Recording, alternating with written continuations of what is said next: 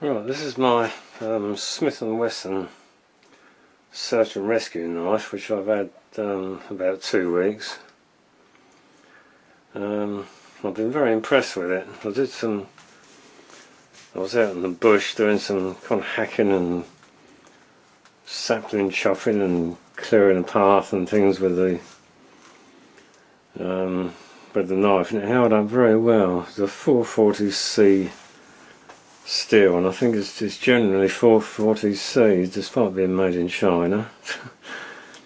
So it's still got a pretty good edge on it. It's about the right level of hardness without being too hard.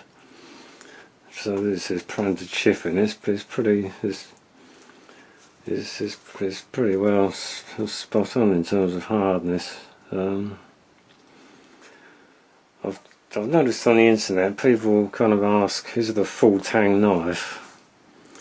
And the answer is yes, it is, in as much as the tang goes right through the handle to the pommel cap. But it's less than the width of the handle. So the genuine full tang knife, the tang is the width of the handle. So you have kind of two butt plates, one each side of the tang. But that can give problems in as much as the butt plates can sometimes get loose, and it tends to give a slightly less comfortable handle, which this is very comfortable, and I think the tang is strong enough. And another thing somebody said on the internet, the handle is a tubular aluminium, rubber covered, but it's not actually.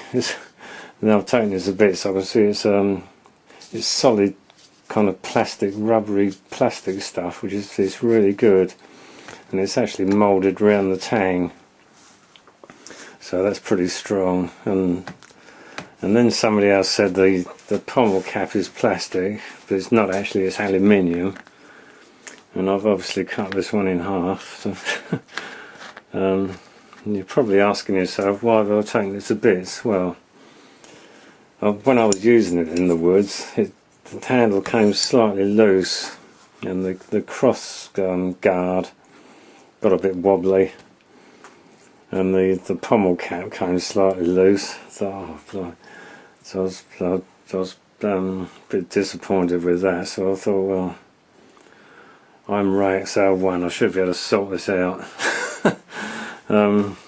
So that's why I've taken the knife to bits. I'm going to make some improvements, and hopefully I'm going to fix a kind of steel pommel cap on the end of the butt to make it quite good for hammering. So so in the next part of the video I'll show you the progress that I've made. Right, what I've done now is I've welded the cross guard, because that was, as I said, was a bit wobbly.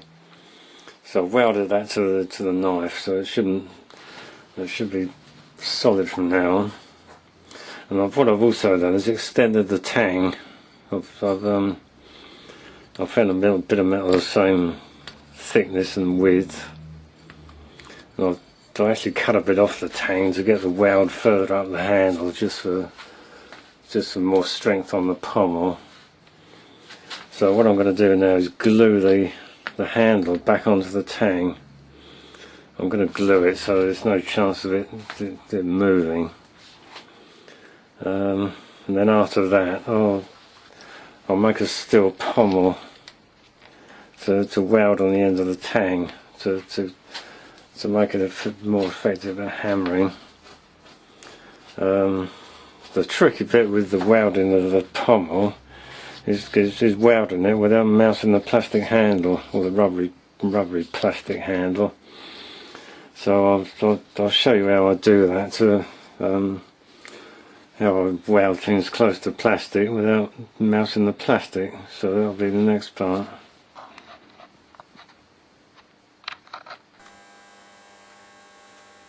Right, so I've made the pommel,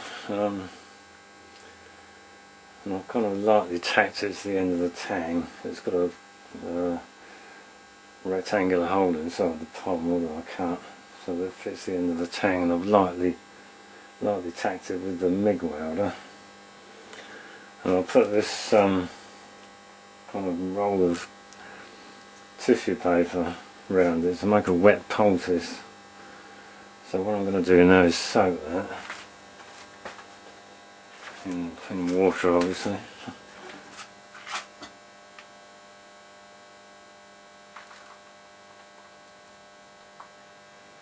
And what that'll do is when I'm welding it with my bigger arc welder, that'll take some of the heat away and stop the heat kind of destroying the end of the plastic handle. And what I'm also going to do is as soon as I've finished welding, got the main weld on, I'll soak it with the jug of water kind of instantly. I'll just drop everything and do that, and then it'll hopefully the main heat from the weld won't melt the handle. So anyway, we're going to go for it now.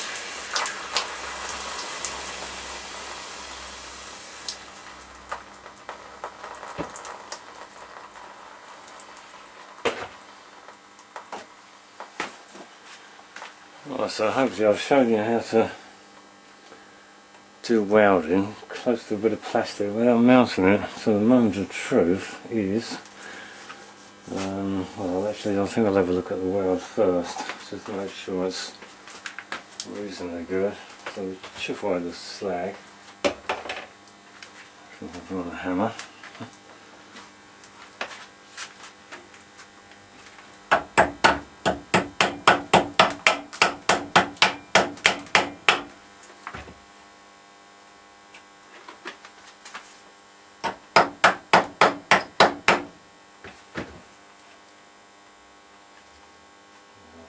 I think I'll give it a bit more weld. Actually, hasn't totally done the job.